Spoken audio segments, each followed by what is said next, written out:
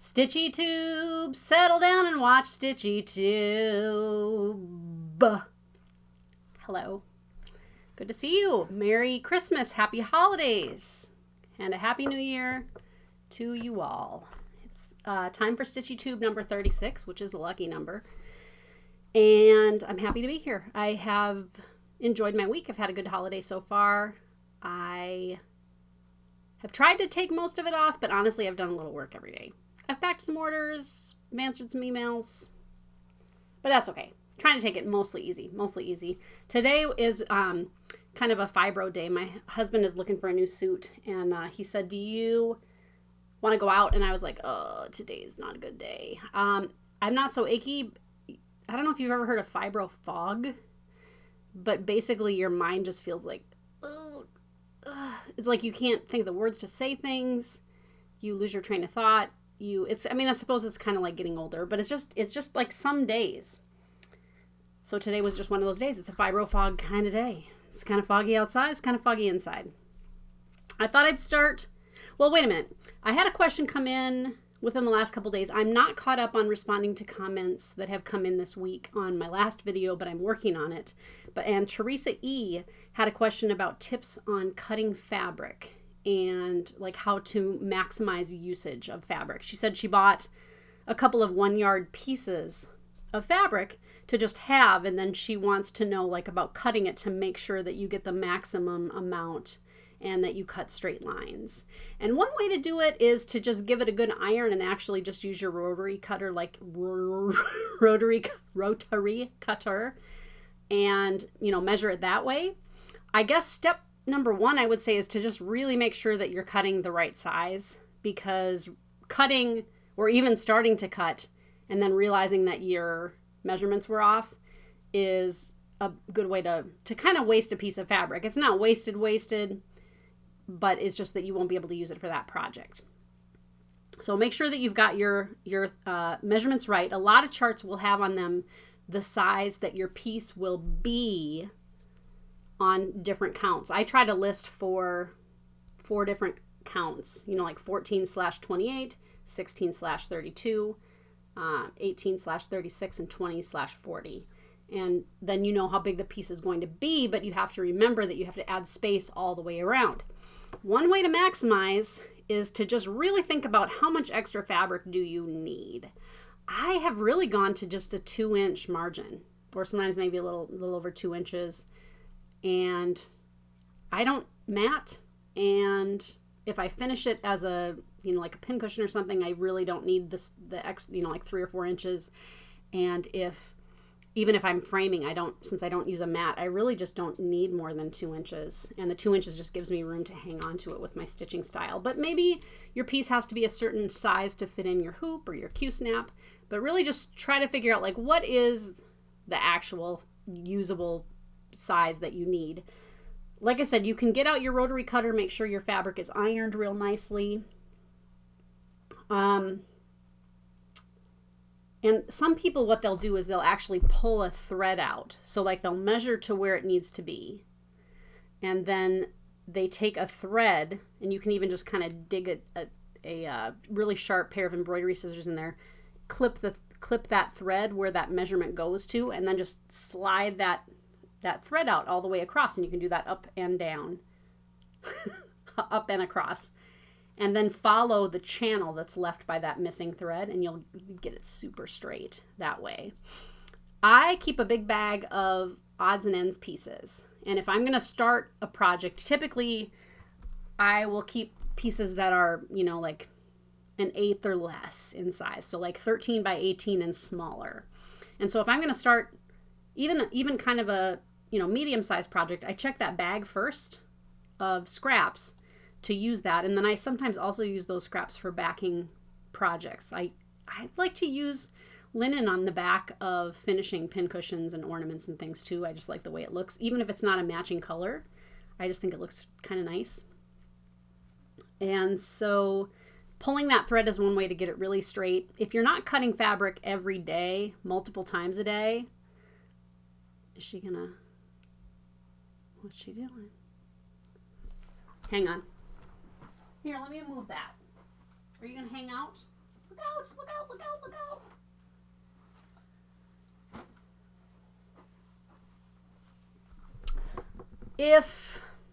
Where was I? It's a Fibro Fog day, so I'm going to lose my place a few times.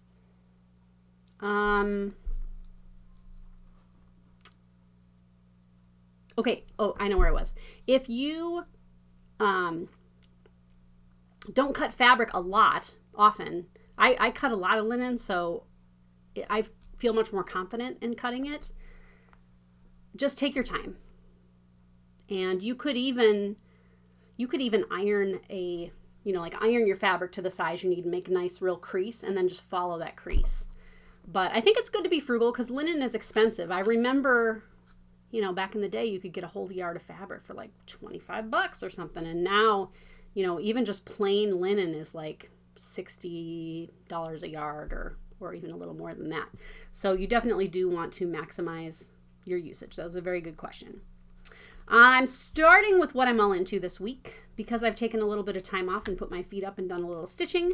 I've been watching Sherlock on Netflix, and it's a show that I've watched before. Benedict Cumberbatch is Sherlock Holmes. There are a good number of series, I think, that have been about Sherlock Holmes, and I like that one. I had seen a few episodes here and there, but I'm kind of binge watching it, and it's really fun to watch a show that way because you really get into the characters. I have heard Will Ferrell and John C. Reilly just did a comedic take on Sherlock Holmes, and I have heard it's so bad that people are walking out after half an hour. But it had I know that when the day it came out, it had a 0% rating on Rotten Tomatoes, and now it's gone up to like a 6, but just a warning, might not be that funny. I'm all into peanut butter kiss cookies. My Aunt Bonnie made these every year, and we would make them sometimes. And we used to use those little chocolate stars that was almost like if you had a piping tip and you'd make like a little star. And I've seen those, but I really like a Hershey's Kiss on top. Hershey's Kisses were in the news last week because somebody noticed, and get your bag of kisses out, that this season the tips were missing off of the Hershey's Kisses. So I was like, oh, that's weird. And I went to my bag. Sure enough, the tips are missing. It's like somebody went through and just like snapped the tip off of every Hershey's Kiss, but it's not in the wrapper broken off. It's just not in there.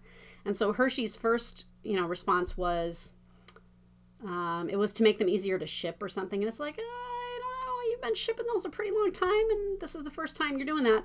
And then the answer came back, we're checking into it. So it could have been a whatever. But check your kisses. You might have been gypped of some chocolate. But those peanut butter kiss cookies are really good. You can find the recipe on the back of the bag, like if you get a holiday bag. And the trick is don't overbake. Don't overbake it. Chill the dough so that it's nice and firm. And then I make little balls about this, about that big. Bake them in the oven at 350. And then I check them and check them and check them. Because once they get overdone, they get dry and crumbly. And I want them chewy. So I just check, and once the top of the cookie starts to feel just like a little bit of kind of crusty, pull them out. And it may even seem like, oh, are they quite done? They're done. Take them out, pop your kisses on top of them, and the heat will melt and affix the kiss to your cookie. So good, so chewy. Why do we only make them at Christmas? I don't know. We tried a new salad for Christmas. I mixed up the turkey dinner and tried some different sides. We had a really good salad, and I'm going to put the link below. It was spring greens, goat cheese, Granny Smith apple slices. There was a vinaigrette made with like lemon juice and orange zest and balsamic vinegar and olive oil. It was very, very good. I could have eaten just that and been satisfied. We made candied pecans the recipe has how to make candied pecans, but we actually made them with the America's Test Kitchen recipe. I have the cookbook, and you can get it on Amazon. I think they update it every year. Anytime I want to know how to make something standard, I was like, candied pecans, it's got to be in there. It was in there. They have like scientifically decided what is the best way to do something. And they said a lot of times with candied pecans, they use egg whites, and they tried it that way. They said it ends up kind of gummy and it's too much.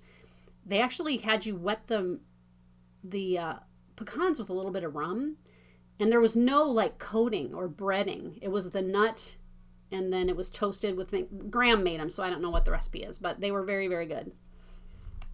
I've got a new mission. This is item number 4 that I'm all into. That's my new book mission. And I may have mentioned this in previous videos, but I have a lot of books.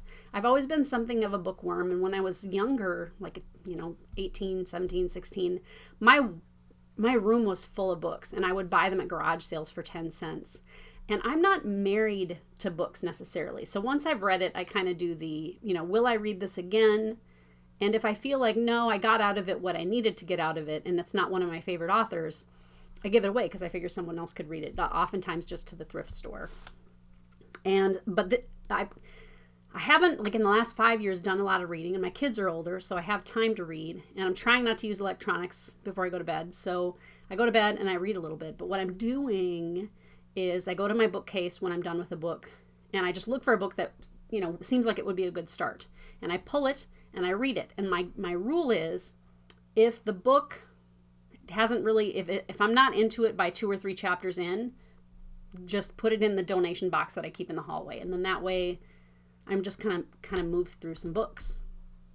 And so right now I'm reading, I finished my Beethoven book that I read about. It was called Beethoven's Hair. And it was about, it was very good. I recommend it. Even if you're not super into Beethoven, it was a very interesting story. It involves World War II. It involves Beethoven's time. It involves these guys who are super into Beethoven, and they established this Beethoven Center for studying him. It was very, very good. And they discover, I'm not going to give it away, why they think he had so many health problems and why he died. And it was something that people hadn't really considered before. So it was a very good read, and I highly recommend it. I don't think it's in print, but you can find it really cheap on eBay or Amazon. So the second book, I don't necessarily like biographies, not necessarily, but I like nonfiction. And so this is a book that I found a while back. It's called The Billionaire's Vinegar, and it's about Christie's auction house and their sale of what they think was a super, great bottle of wine that supposedly was in Thomas Jefferson's possession at some point. That, and was it really Thomas Jefferson's? And so it's a lot of different facets, like just how did this, wine selling get started with Christie's, and this guy who's like the wine expert, and then a little bit about Thomas Jefferson, the history. And I guess later in the book you find out about the guy who ended up with this bottle, and I guess his story is kind of interesting, maybe a little shady. So this actually is very, very well written. I like it even better, I think, than the Beethoven book, and I really liked the Beethoven book. So Billionaire's Vinegar, if you're at all interested in wine, or even if you're not, if you just like history or Thomas Jefferson, he was such an interesting man. Very good book. And so I kind of feel like at this point I may keep this one after I'm done with it, because I really, really, really like it. Really. Another thing that I'm all into, and, well, you know what? I'm going to save that. Am I going to save it? I'm going to save it. Yeah, I'm going to save it. Okay. I'm into it, but I'll talk about it later. I'm into, okay. I kind of this year got into taking pictures of weird food items at the grocery store. And I'm going to start to put pictures here of some of the weird food items that I have found at the grocery store. I think, as a woman and as a mother, I've been grocery shopping. I've been grocery shopping most of my life. I used to help my mom go grocery shopping, and she would give me part of the list, and I would run around and get it. So when you're looking at 4 decades of grocery shopping, it starts to lose its luster. It's not super exciting. It used to be, when my kids were little, it was nice to get out of the house and leave them at home and just have like, oh, okay. All I have to do is grocery shop, not worry about the children. And now it's like, okay, and you kind of get the same things all the time. But once you start looking, there are some pretty questionable food items out there. And so, I think it kind of started where I started noticing some of these weird food items that are just gross. Pretty American, I guess. And so I started taking pictures and sending them to just Harrison, because I thought he would think they were funny. Then I was like, well, I don't want Graham to feel left out, so I started including Graham. And then Steve said he wanted to be included too. So I basically just text pictures of weird food to my family. And it kind of makes grocery shopping a little more fun. And it forces me to look at things, you know what I mean? I'm kind of on a hunt. So I am looking at things that maybe I haven't purchased before. With this salad, believe it or not, I have never bought goat cheese before. It was really good. I really liked it. Would buy it again. Would buy it again. But cheeseburger on a donut, Walmart? No, thank you. You can keep that. So, maybe that's something you want to try. Just look out for weird food items on the grocery store shelves, and that's what I'm all into this week. And last week, too, because I wasn't around. All right, my gift winner from last time was Lisa Wright. The question was, what was your eureka moment for Christmas gifts? And it has been really fun to read about people's creative gifts. There were some people that were like, oh, I'm terrible at giving gifts, and I give gift cards. But really, a lot of people had kind of cool stories about some eureka gifts that they have. Lisa said that she, back before it was even a popular thing, gave essential oils to family members with information about what they could do with them, and now her whole family's super into it. So that's really cool to have a great new idea, and everybody was super thrilled about it and interested. I think one of my favorite stories was a woman, I can't remember her name, can't remember who it was, I'm sorry, but she talked about how she's a twin, and back a long time ago it was Christmas, and her dad took her Christmas shopping for her twin sister, and they went to a department store or whatever, and he said, pick out something. But it's like, here's a whole store full of things. What do you want to get your sister? And she looked and looked and looked and looked and looked, and she finally decided on a doll that came with some accessories. And so she took the doll home and showed her mom and said, I want to give this to my sister, but would you please crochet some trim around the bottom of her dress? And so her mom did that. And then on Christmas morning, it turned out her sister had gotten her the same exact doll and asked her mom to crochet edging around the blanket that came with the doll. I thought that was kind of a neat story, that they just, out of a whole store of things, they came up with the same exact gift for each other and even had the idea to have their mom add something to it. That was really cool. I felt like 3 eureka gifts this year. One was a pair of slippers for my dad, and he never had slippers before. We don't think he's ever had a pair of slippers, at least not as an adult. My parents have hardwood floors, and he's getting older. We're all getting older, and I'm sure his feet get cold, and he's hard to buy for, in the sense that he's like, oh, I don't need anything, just buy something for yourself and that will make me happy, which is really sweet, but I don't want to do that. I want to get my dad a gift. So Steve had the idea to check out these UGG slippers that were really super fancy. I'm going to insert a video here for you to see how my dad felt about his slippers.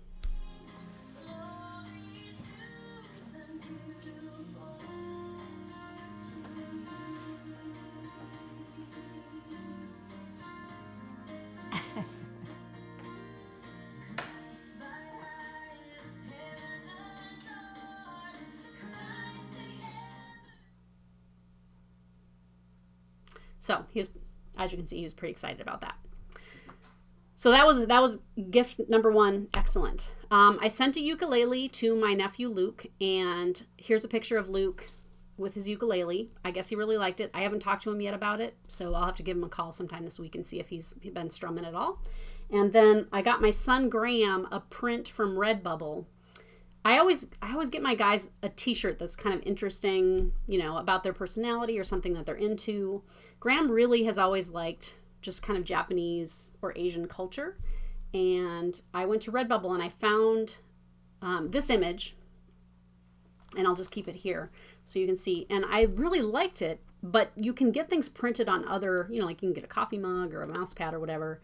And I thought, you know what? I like this so much that I'm going to get a print. I was like, this is amazing art. This is so pretty.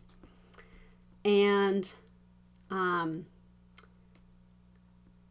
so I ordered the print. It was very well done. I took it to Hobby Lobby and I got a $20 frame that came with the glass, black frame. I had my frame shop mount it. They did it for like $7 or $8. I stuck it together. It was a very, very nice gift. I would love to hang the print.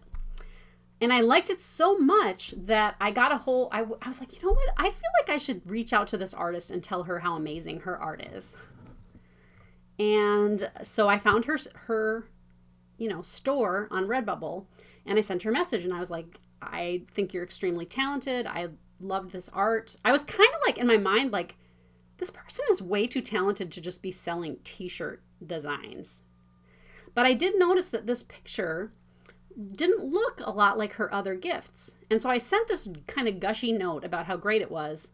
And then I'm looking through her other things, and then I see essentially you can use art that's not protected by copyright anymore. And so it turns out that this poster that I got Graham is by an artist named Hiro Shiga,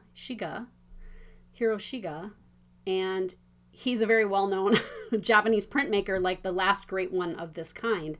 And he was followed by Monet and Van Gogh and Pissarro, loved his printmaking.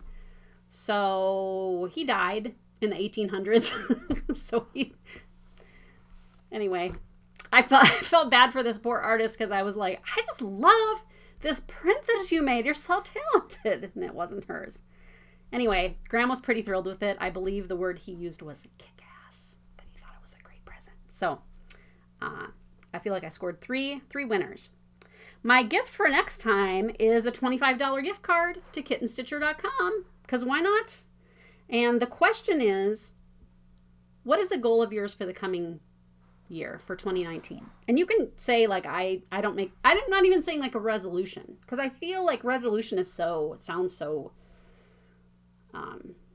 like heavy duty, and it's hard to make a new habit especially when you're older. It's hard to change the way you do things. So what is it, just a coming goal for the coming year? Maybe it's that you want to take a trip this coming year, or you want to learn to do something new, or get in shape, whatever is just a general goal of yours for the coming year, because we all have goals. I think we do. I'm going to talk about goals of mine in a bit. Fundraiser news. We are at over $11,000.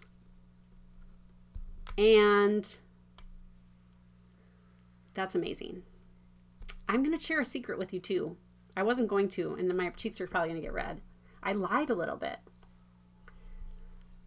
Originally, Jenny at the shelter said, we want to build an enrichment center for the animals. And I said, how much money do you need? And she said $5,000. And I said, let's pretend it's $7,500, because I felt like if it was a bigger number, maybe it would just give us something to reach for. Because I honestly, I didn't know if we would make it to 5,000. I didn't know. So we have really double plus what they need. And as of right now, the goal is, and I haven't talked to Ginny since before Christmas, as of right now, the money is going to be used for what they need. So it will be used for food and medicine and heartworm treatment and, immunizations and all the staffing, all that kind of thing. Because like I've said in other videos, the problem with many nonprofits is just that people want to give money with strings attached. So they're like, yeah, I'll donate, but this is how I want you to use it. And it's a nightmare in a way, because it forces you to create it's called a designated fund, which is an accounting nightmare for these nonprofits, because they have to keep that money aside and they have to be able to prove that all that money got spent towards that purpose for that goal. And so really our money that we've raised so far is not designated. I said, Ginny, I don't want to even make you put this into a special fund. If something happens, God forbid, there's a fire or, whatever, this money is for the shelter to use for what they need. And luckily, they haven't had any emergencies, so they are going to be able to build the enrichment center. And I'll show video of that sometime soon. But the other money goes to a very good cause. It's 7,000 animals this year is what they're looking at having gone through. And, 7,000, pretty much 7,000 happy endings. There's not a lot of euthanasia that goes on there. It's just for the most, animals that are near the end anyway and that are suffering. So it's a very good cause. And thank you so much to everybody who helped, the donors, the buyers, the people who bought probably way too much. There's still new stuff going on. I'm going to end it in about a week, and we'll come up with a final goal, and then we're going to, in the spring, I'll announce the next fundraiser. So thank you. I had a lot of great things. I had some out-of-print Blackbird Designs charts come in, some way out-of-print primitive needle designs, and some of those are still up. So take a look. I continue to add new stuff, and there's lots of good stuff. And then things that have been up there for a while, I keep decreasing the prices, trying to get those items just to sell so that we can, kind of move on. I've packed over 600 orders for fundraising things. So it has been a considerable, I'm not asking for accolades. I'm just saying it's been a considerable time commitment on my part. But I've enjoyed it, and like I said, I'm super thrilled with what y'all have done. We had some sad news this week. About a week ago, I said, is that a plastic bag in our backyard? And I felt like it wasn't. And it was a cat that got attacked by something. I'm assuming a dog. There are a lot of dogs that roam the neighborhood, and we did know which cat it was. There was a kind of a tabby mix where he had long hair and a lot of white, and he used to like to come up to our windows here at the house and look in at our cats, and our cats hated that. But he seemed like a nice enough fellow, and I don't think he was feral. I think he was maybe somebody's cat that they just kind of let in and out. But I don't know whose he was. And so he was deceased. And it was kind of sad. Harrison cremated him. We had some yard waste, and so we cremated him in the backyard. And it's very sad. Kind of sad. So that was sad news. I had a dream last night about garters with needlework tools dangling from them, and I'm wondering if it's the next big thing. I dreamt that there was this young woman who was like, hey, I gotta show you something. I know you're interested in antique needlework tools these days.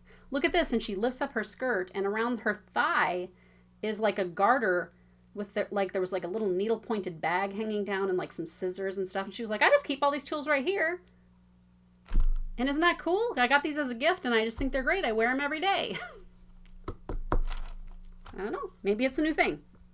I have had a couple of things that I've been working on. One thing that I finished is Harrison's Turtles all the way down by Ink Circles. And I'm going to order in some of these charts to have up. It was really fun to stitch just in DMC. So I was able to use a scrap of fabric, and here they are. I finished it as a bell pull with twigs from our yard and just some jute. And so it was kind of a no-cost finish. And it just used a little DMC of each of the colors, and like I said, I used a scrap of fabric. I backed it and flipped it inside out, and then basted the edges, and so that's that. And I just sewed the branches on, just kind of wonky with a blanket stitch, I think. And so he really liked it. I told him I'd give him a quick iron because I had to fold it to wrap it. So that was my FFO for Christmas. I also this week have been working on my Kathy Barrick Village of Hawk Run Hollow, and that's where I am. I've been working on Opal's boarding house there on the bottom left, and it's been really fun. And I didn't notice that it had like little dogs or little goats looking over the fence. I've got to stitch the other one too. I'm almost done with that square. I started outlining these squares in orange. It's like I didn't have the color that was called for, and I thought, you know what, I'll do it in a slightly over-dyed, and it's like cinnamon by the Thread Gatherer or something like that. I think it's fine. I thought about taking it out and then redoing it in a dark chocolate, but I think it's actually fine. I think I'll probably keep it. So that's one that I've been working on while I watched Sherlock this week. And it's funny because I look at pieces and I'm like, oh, I know what I was doing with that one. So this one I'm going to be like, ooh, that's a mysterious square because Sherlock is mysterious. Okay, and then here's a picture of my nephews and my brother-in-law with their pillowcases. I finished, let's see, 6, 7, 8, 9, 10, 11, 12, 13, 14 pillowcases I made. Woo! I didn't realize it was that many. I made 14 pillowcases, and I got pretty good at it by the end. And everybody likes them so far. I gave Harrison and Graham each 2. Harrison's don't match. Graham, I had showed he's very refined, and he has very particular tastes and things. And it's not that he's fussy. He likes neat things. And so I said, oh, I'm making pillowcases, and he was kind of, he was politely interested. And then I showed them to him, and he goes, oh, those are actually really neat. And I said, would you ever want me to make you some pillowcases?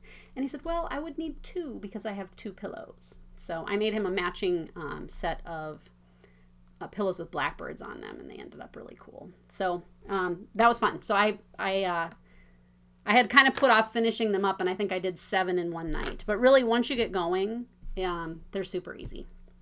So that was super fun. Page 2. I didn't get a lot of haul this week. I did get a lot of gifts this week, which was very nice. I did get an ornament. I was in an ornament exchange. I don't typically share. I get gifts from viewers sometimes, and I so appreciate it. And I always send a thank you out. So if you don't get a thank you, I may not have received your gift. And I try to stay right on top of it. But I don't know. I don't want this to get to be like, oh, look what I got kind of a thing. It's kind of between you and me. But when I'm part of an exchange or something like that, I will definitely share it. Jen at Felicity Stitches sent me this lovely cardinal that is stitched over one on black. It's pretty amazing. Super, super cute. It's a Brenda Gervais, part of a pattern. I don't know which one. She maybe said in her card, but she finished it with ruched ribbon and a little bit of homespun, and then she stitched her initials and the Midwest cross stitchers on the back with the date. So I hung that right front and center on the tree, and that's so, so pretty. I also got, was part of another exchange, and maybe y'all knew this, that Jen and I were part of this sampler exchange with our friends Kathy and Sue, and as usual, we always put off each other's gift for forever. And I finished hers, and she'll probably show it on one of her videos. I didn't think to take a video or a picture of it. Oh no, I think I showed it to you all done. It was a Brenda Gervais, Be Happy, Humble and Kind. Turned out really nice.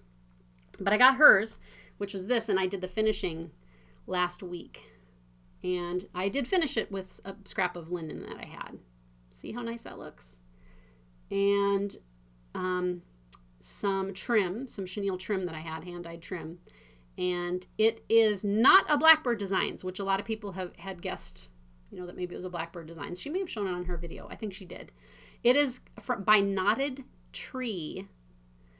And I don't think she's designing anymore, but she had this series of birds that were really, really cute. And Jen did a great job. She said she stitched it on 40 count weeks, and she said she just about tore her eyeballs out trying to see this, but it turned out really, really cute. And it's Christmassy, and I like it a lot. So I don't know if you could consider that stash or haul or whatever, but it definitely is a gift. I did get, my son found me this really cool book, and I haven't even really looked at it yet because I opened it Christmas morning, but I need to look at it. Wabi Sabi Sewing. He said he typed in Wabi Sabi on Amazon, and this came up. And see, you can see there's 20 sewing patterns for perfectly imperfect projects. And so the idea is that things are a little bit wonky, a little bit off center. And I love that. And I've been trying to use my sewing machine more. So I definitely, look at how cute that pillow is. It's so cute. I wonder if that's paper pieced. I definitely would like to use this. Let me see. Here's a page that shows kind of some of the projects in there. So you can see lots of cute things. Love the aesthetic. So that was a great gift. That was his Eureka moment. All right, I'm going to talk about 10 crafting and or cross-stitch goals that I've got for the coming year. I know I talked about possibilities a few videos back, but I couldn't even find that list, and that's fine. So 10 cross-stitch goals for me for 2019, just as a stitcher, as a cross-stitcher, as a crafter. And I think I talked about this last video. I really would like to do some punch needle this year. I have some awfully cute punch needle patterns, and I have one started even. I feel like punch needle is one of those things that you need to just, when you start it, just see yourself through to the end of the project. Don't put it down for 3 years because you're not going to remember what setting you had your needle on. And so anyway, there's this one that I want to get done that is a good way done, and I think it was a with thy needle and thread. And so I think I'll watch a few tutorials maybe, and I feel like if I just do a couple projects, I'll get better at it. I'm not bad at it, and I've had different people show me how to do it. Really, the trickiest thing about punch needle is threading your needle. To me, that's the trickiest part, because you have to do it in a certain order or else it's not going to work right. And I'm sure there are videos on YouTube about how to thread your punch needle and how to do punch needle. I know Teresa Kogut, if you haven't seen, has a new floss tube channel. And so search for her, Teresa Kogut. Maybe I'll put a link below. Here, let me write this down. And she's awfully nice, and she's funny, and she's she's super talented. So check her out. She said she's got a tutorial that you actually pay for, but that it's got, and she has tutorials too that you can pay for that are like to create some of her paintings, which are really, really neat. But check her out. She's really cool. So I think I'll watch a few tutorials just to see if there are, tips I can pick up, and then I just need to do it to get better. Number 2 sewing crafting goal is to continue getting to know, what does that say? BAP? Bags. To continue learning to use my sewing machine. I have a Bernina. It's probably 5 years old. It's a great sewing machine. And making these pillowcases really brought my level of confidence up in using my sewing machine. I have not once sewn through my finger or any other part of my body, and that's a plus. And I feel like the pillowcases turned out pretty well. I was having trouble with bunching, where I would sew, but it kept pushing like the top fabric forward, or not enough. Anyway, I just typed in the problem I was having with tension, and on YouTube there was an answer, and I did that, and it worked out great. So I really love using YouTube to kind of figure out how to do things that I'm not doing well. But I would like to continue using my sewing machine to do some things. I'd like to make some project bags and really find a technique that I enjoy. I've made a few different types. The first ones didn't turn out super great. My zippers were kind of iffy, and some of the seams are coming apart. And I think I might fix those by hand and just make them look kind of wabi-sabi. I like the idea of having the vinyl on the front, but I don't enjoy working with the vinyl. So I thought about could you use like a mesh, like bridal veil type material? They have different colors you can get, or like fishnet stockings or something. Like maybe there's something that's more like fabric, because the vinyl, you get it and it has creases in it, and you can't iron it flat, obviously, because it's vinyl. I don't know. I'll watch some more tutorials, I feel like, and then just continue piecing together how I like it for me. Goal number 3 is Kathy Barrick / Carriage House. I probably have more Kathy Barrick patterns than any other in my stash, and I've stitched very few. I have a few going, and I have finished a couple. I want to go through my patterns and be like, I love this, I love this, I love this. I'm super enjoying the Hawk Run piece, and I would really like to kind of focus on Kathy Barrick this year. That's a goal.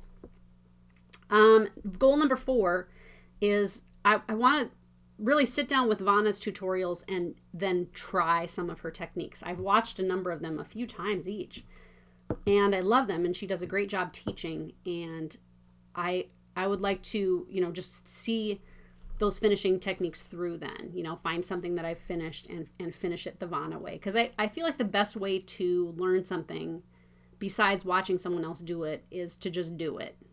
And you're going to make some boo-boos probably. I'll probably make some boo-boos, but you just get more confident as you go. Goal number 5 is to find a use for my grandma's floss. My grandma didn't do cross stitch, I don't think, my grandma Carmen, but she did do embroidery, and she used to embroider, remember the denim shirts like back in the 70s, and she would embroider shirts, and she crocheted and did some sewing and things. But I have 3 skeins of pink floss. Pretty pink. I mean, it's a bright pink. And really the rest of her floss I kind of inherited after she passed away. I was 10 when she died, and I started stitching like that year. And I inherited her floss, and it got kind of worked into my general.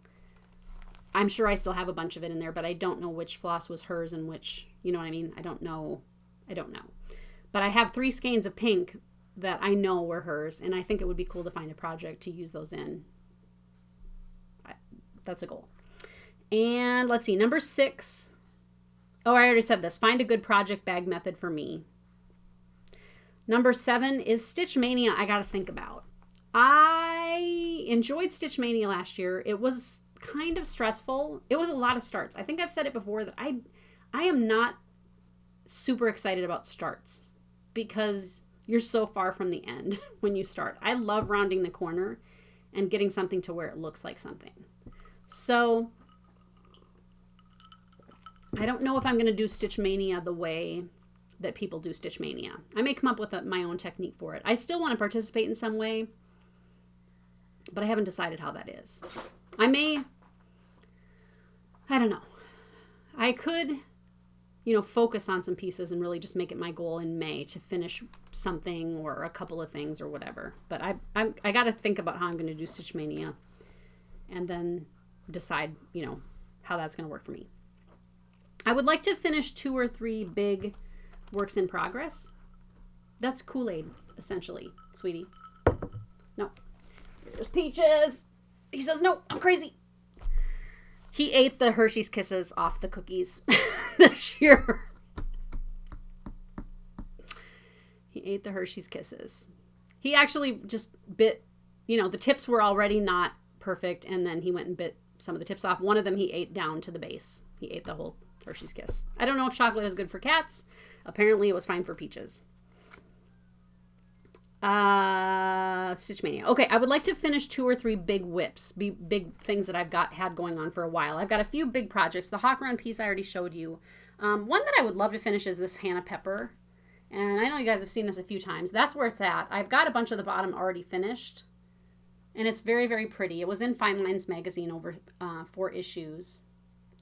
And the bottom's going to be fine. This here is a verse over 1. So I don't super look forward to that. I think it would be good once I get to that part to just be like, you know what? Once a day, I'm going to stitch 1 length. And that's it. And then it'll get done. It's not so bad. With the over 1 verses, I typically work in a Q-snap. And the stitches seem to lay a lot nicer for me. It is a 40 count, so I still do full cross stitches because that's the way the girls would do them. They would do the full cross stitches, and that's how I like it to look. I think it looks straight that way. I also have, let's see, Hannah Pepper, and then I have, what's this girl's name? Anne Grimshaw by The Scarlet Letter. I was hoping to get this one finished in 2018 because she stitched hers in 1818. Maybe this week what I'll try to do is at least just put 2018 on here somewhere so that at least that part of it I stitched in 2018. I got a goodly chunk of it done, really, and it goes pretty fast. It's, again, on 40 count, and it's pretty fun to do. I took it out the other day to work on, and sometimes I have so many cats in my lap that I have to stop stitching because there's no more room for my arms to go places. Number 9 goal is to stitch a little bit every day. I don't always get to it every day. I would like to every day. I hear other floss tubers talk about how, like, their husband will be like, have you stitched today? Because it feels like you really sure need to. And I think it's a good goal to just do it a little bit every day.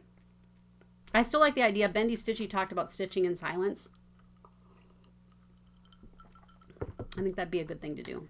10 minutes, 15 minutes a day, if nothing else, in silence. And goal number 10 is to make some ornaments for my tree. I did get gifted a few for Christmas, which was very, very nice. And they're on my tree. And I would like to make some more handmade ornaments for the tree. And I did finish over Christmas one of my Prairie Schooler Santas, the series of 12, the 12 Days of Christmas. And he turned out cute, but I've got 10 to go. But they don't take very long. All right, that's my 10 crafting cross-stitch stitchy goals for 2019. It's crazy because I remember as a child going, ooh, what will I be like in the year 2000? Jeez, it's 2019, guys. Okay, I'm going to talk about a few shop things and then close it up for today. Let's see, what do I want to start with? I'm going to put first the holiday cheer pins. I don't think I talked about this, but they're in. Every month I get packs of pins from Just Another Button Company that you can only get. They only make so many, and then when they're gone, they're gone. And I do have previous months. I think I have stock left in all the previous months. So if you looked for Just Another Button Company on KittenStitcher.com, you'll come up with the ones that I've got. And they come with a little card that tells you where to go look to find the tutorial to make the pin cushion that goes with those pins. And I think that's awfully fun. The Holiday Cheer Pin Minis is what this set was. And I thought they were really, really cute. They'd make a great Christmas gift for next year. I finished Jenny Beans for the Parlor Part 5. And I'm back on track now. I'd like to get the whole series done by market. My goal is, in the next few weeks to do part 6, and then market maybe parts 7 and 8 come out together. I'm not sure. But so far we've had the alphabet, Adam and Eve, Noah, the Good Shepherd, and then there's a verse. And so you can see it's a pretty big sampler. It's pretty big. And there's going to be 8 parts total. You can download all the parts of this on my site, I think for $6.50 per section, or you can order just the charts. But this part was a verse, and it's from the Universal Prayer, and I've got history about that poem in with the chart. You get like an extra page with the history about that poet and the entirety of the Universal Prayer. So it's this day be bread and peace my lot, all else above this bestowed or not, so let thy will be done. And it's got kind of a standard, this was, kind of my adaptation of a kind of a standard border that you would see back then. So it's a pretty quick part to stitch. I've had the entire series mapped out since its inception. The next part is going to be a forest, like on the perimeter of the town, and then the next part will be the town. And then the last part will be Jenny Bean with her house. So we're rounding the corner on that series. It's on 36 count Ren by Picture This Plus. And I think I have some in stock. And if you want to get the fabric, you can do 32, 36, or 40 and fit it on a skinny half. But if you go to 28 count, you're going to need to get like a whole yard of something and cut it to size because it just won't fit on a skinny half. Okay. And then, big announcement, Anchor Floss! I'm now carrying Anchor Floss. And I've been giving it out free with every order since June. I don't know how many, well, probably a couple thousand skeins I've given out. And now I'm selling it. So if you've tried it and you like it, a lot of you have tried the white and the black, because I've sold those, but I'm now carrying all of it. And so there's a link on the front page of my website to my Anchor Floss page. And basically what you do is you just pull click how many skeins you need, make your list, and then just type your list in the comments of the order, and I'll pull the Anchor Floss from there. It's 66 cents a skein, so it is a little bit more. It's a little bit more than DMC, but it is a lovely fiber. I just really like the colors. I like the coverage that you get with it. It's very smooth. I have had trouble a little bit just personally with DMC over the years, just getting so that it really wants to knot and spin on itself. And Anchor is just really lovely. So if you're going to get floss, DMC is fine. I use it all the time. I used it for my son's Christmas gift. Anchor Floss is a really nice treat. And 66 cents, when you think about how much we pay for hand-dyed silks or hand-dyed flosses, 66 cents is pretty cheap entertainment, right? There is I'm going to put a link below, a conversion chart that looks like this on the Yarn Tree website. And that's where I order my floss. They are my supplier for Anchor Floss. And so there's a conversion that you can print, and it prints out on one page. I'll put the link below. And that way you can convert your projects to Anchor Floss. Sometimes some of the old charts would just have on their Anchor Floss conversion, but there it is. So if you've got something that's in DMC, or even if just you have some colors of DMC that you find you use a lot or that you like, just order the colors that you like. They're 66 cents a skein. I will continue to hand out free Anchor Floss with orders until my current supply of the handouts runs out. So I've probably got maybe 3 weeks left of free skeins to hand out, and then I'm going to start handing out something different. I haven't totally decided what my new handout free item will be with each order. I don't know yet, but it'll be something. I always like to include a little gift because, it's fun to get something extra. I have a few ideas. Okay, so that's the 3 shop things. I thank you for hanging in there with me on this Fibro Foggy day. I didn't do too badly. I thought I was going to just be like, because you really feel like a dope on these fog days. But New Year's Eve plans, we don't celebrate New Year's Eve, really. My husband's grandmother died this week, unfortunately. She was 96, so it was not unexpected. nor was it sudden, but they think she had a stroke last week and she just never really kind of recovered, cognizance after that. And so he's flying on the 31st to Colorado to spend a week with his family and to be there for the funeral. So, but we're just not really party animals. Historically, I have gone to bed early on New Year's Eve. Like, to me, it's just like it's a night, and I'm kind of like to go to bed early usually. So, I don't know. I'll probably stitch, maybe have a glass of wine, play with the cats. Kind of what I, just things that are fun to me. Things that are fun to me may be boring to other people, but I don't know. I feel like driving on New Year's Eve, you're kind of running the risk of, either people out that maybe are drinking and driving, and it's late, and it doesn't seem fun to me. I'm just not a party girl, I guess. I never really have been. That's it. So we'll see you next time. Maybe I'll shoot a stitch with me this weekend. We'll see. We'll see how foggy my weekend is. Until later. Bye.